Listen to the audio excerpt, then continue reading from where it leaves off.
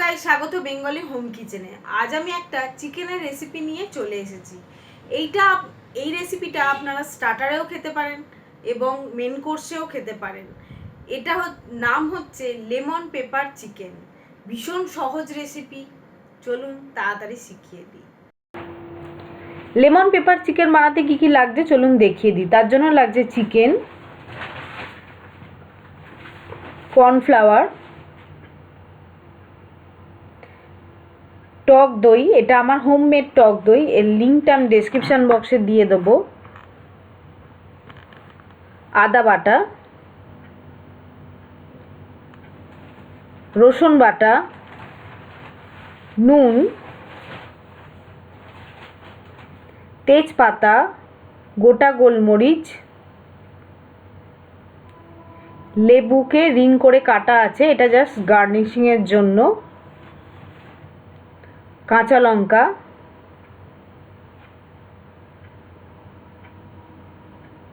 লেবুর রস।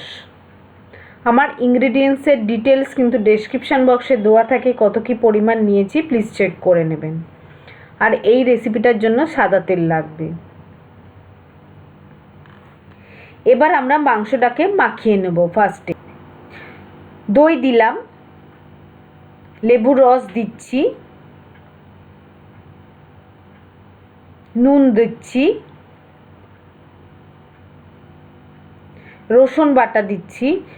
এখানে যেহেতু আমরা পেঁয়াজ ব্যবহার করিনি তাই একটু আদা রসুন বাটাটা বেশি লাগবে পরিমাণে। এটা আদা বাটা দিচ্ছি, গোলমরিচ গুঁড়ো দিচ্ছি, দিয়ে ভালো করে মাখাতে হবে। তবে এটা মাখিয়ে ম্যারিনেট করে বেশিক্ষণ রাখতে হবে না, মোটামুটি 5 থেকে 10 মিনিট রাখলেই হয়ে যাবে। আমার মাংসটা খুব ভালো করে মাখানো হয়ে গেছে। আর এই রেসিপিটার জন্য মাংস বোনলেস বা উইথ বোন কোনো নেই, যে কোনো পিসের করা যায়। এবার আমি গ্যাস জেলে কড়াটা বসিয়েছি, কড়াটায় তেল দিয়েছি। সাদা তেলটা গরম হওয়ার পর তেজপাতা আর গোটা গোলমরিচগুলো দিয়ে দিলাম। গোলমরিচ থেকে যখন একটু ভালো গন্ধ বেরোবে তখন ফার্স্টে আদা বাটাটা দেবো। আদা বাটাটার যখন গন্ধটা চলে যাবে তখন আমি রসুন বাটাটা দেবো।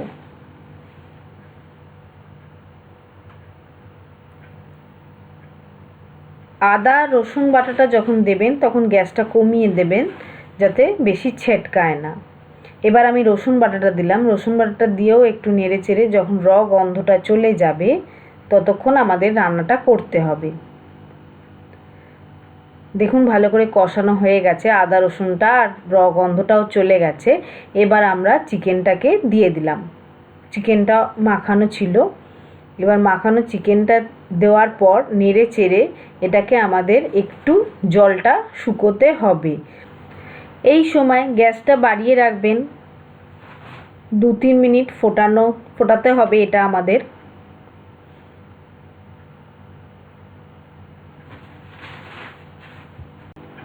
তিন মিনিট ফোটানো হয়ে গেছে, দেখুন জলটা অনেকটা শুকিয়ে গেছে। এবার আমরা কাঁচা লঙ্কাটা দিয়ে দিলাম।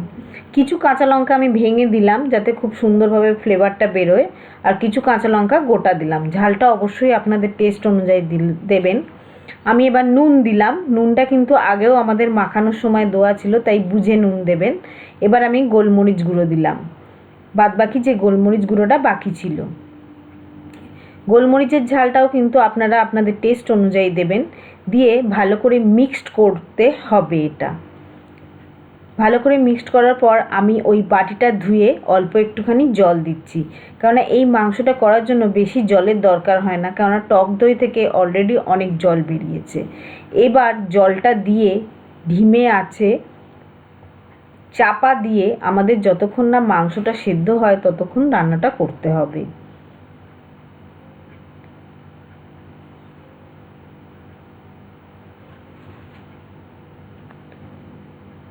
দেখুন 4 থেকে 5 মিনিট বাদে আমার মাংসটা অনেকটা গ্রেভিটা শুকিয়ে গেছে, আর মাংসটাও মোটামুটি সেদ্ধ হয়ে গেছে। দেখুন খুব সুন্দরভাবে মাংসটা ছেড়ে যাচ্ছে, সেদ্ধ হয়ে গেছে। এবার আমি লেবুর রসটা দিয়ে দিলাম, আর কর্নফ্লাওয়ারটাকে অল্প জল দিয়ে চামচ দিয়ে গুলিয়ে আমি মাংসতে দিয়ে দেবো। এই কর্নফ্লাওয়ারটা দিয়ে মোটামুটি 1 মিনিট ফোটাতে হবে, তাহলেই আমাদের মাংসটা রেডি হয়ে যাবে। দিয়ে ভালো করে মিক্সড করে নিচ্ছি। কর্নফ্লাওয়ারটা দিলে মাংসটা একটু ঘন মতো হবে, তাতে দেখতে সুন্দর হবে। দেখুন 1 মিনিট বাদে ঘন হয়ে গেছে। এবার আমি গ্যাসটা বন্ধ করে দিলাম, কিছুক্ষণ বাদে পরিবেশন করে দেখাবো। আপনারা এই রেসিপিটা অবশ্যই বাড়িতে ট্রাই করবেন, ট্রাই করে আমাকে কমেন্টস বক্সে জানাবেন আপনাদের কেমন লাগলো। আর আমার এই রেসিপিটা যদি আপনাদের ভালো লেগে থাকে তাহলে লাইক করবেন, শেয়ার করবেন। আর নতুন নতুন ভিডিও তাড়াতাড়ি দেখার জন্য আমার চ্যানেল অতি অবশ্যই আপনাদের সাবস্ক্রাইব করতে হবে। এবার আমি এটাকে পরিবেশন করছি, দেখুন। আর আমার চ্যানেল সাবস্ক্রাইব করা কিন্তু একদম ফ্রি। এটা আপনারা স্টার্টার হিসেবেও খেতে পারেন, রুটি দিয়ে, পোলাও দিয়ে, যে কোনো কিছু দিয়ে ভালো লাগবে। এটা একটু টক টক ফ্লেভার হয়, জাস্ট দারুণ খেতে হয়। কাঁচা লঙ্কা এর ফ্লেভার খুব সুন্দর খেতে হয়। আর এই রেসিপিটা নিয়ে যদি কোনো প্রশ্ন থাকে অবশ্যই আমায় করবেন। টাটা বন্ধুরা।